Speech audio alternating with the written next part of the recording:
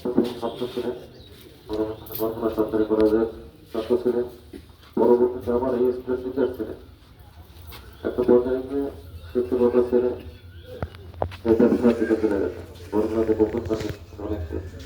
তারপরে কলমতলা বাজারে দীর্ঘদিন মেডিসিন ব্যবসা করেছেন।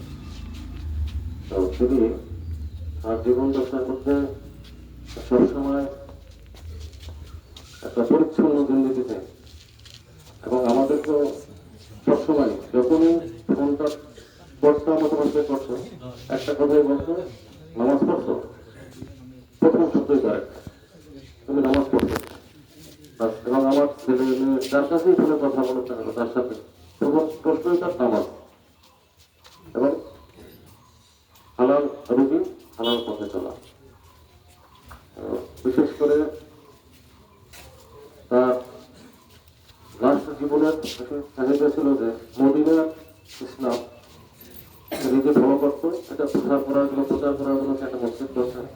এখানে প্রত্যেক মাসে একবার দরজ হয়, বিভিন্ন আলেমরা আসে প্রত্যেক বছর, বিভিন্ন সাহেবরা আসে যারা সহি আকিদার, যারা মদিনায় লেখাপড়া করে আসছে সেই ধরনের সাহেবদেরকে এখানে নিয়ে আসে। তার চিন্তা চেতনা সবসময় ছিল এই যেটা মদিনার ইসলাম, যেটা ওই ইসলামটা সে নিজেও পালন করবে এবং তার শুভাকাঙ্ক্ষী যারা তাদেরকেও এই দাওয়াতটা দেবে। এটা ছিল তার উদ্দেশ্য। পাশাপাশি ব্যবসা এখানে কি করছে আপনারা সবাই জানেন।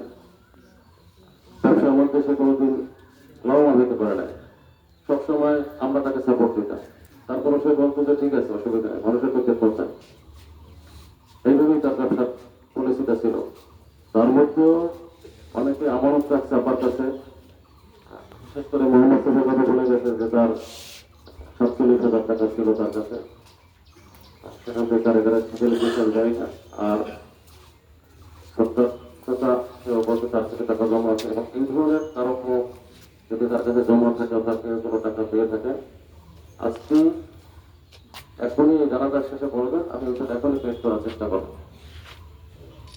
আর তার তার সে যাদের কাছে পাবে আপনারা আপনাদের সুবিধা মতন আপনারা পারলে দিবেন, না পারলে আপনারা না দিবেন, আমাদের কোনো দাবি নেই।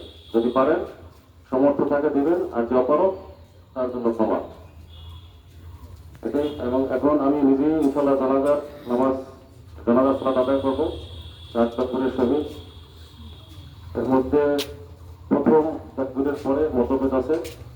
এক গ্রুপ বলে সানা পড়বে, আর এক গ্রুপ বলে সূরা ফাতিহা পড়বে, যে যেটা পড়েন কোনো সমস্যা নেই। দ্বিতীয় তাকবীরে দরুদ, তৃতীয় তাকবীরে দোয়া। দোয়াটা যদি সবাই জানেন তো আলহামদুলিল্লাহ, না জানলে মনে মনে যে বাংলায় যে দোয়া করতে পারেন করবেন। তারপর আমি বলে দিতেছি, আল্লাহুম্মা ইগফিরলি মুহইয়িনা ওয়া মাইয়িতিনা ওয়া শাহিদিনা ওয়া গায়িবিনা ওয়া সাগীরিনা ওয়া কাবীরিনা ওয়া যাকারিনা ওয়া উনসানা। আল্লাহুম্মা মান আহইয়তা মিন্না ফাআইহি আলাল ইসলাম ওয়া মান তাওফাইতা মিন্না তাওফাহ আলাল ঈমান। আল্লাহুম্মা লা তুদরিনা বা'দা। এই দোয়া যত সময় আমরা ইনশাআল্লাহ জানার পর 1 মিনিট বাকি আছে।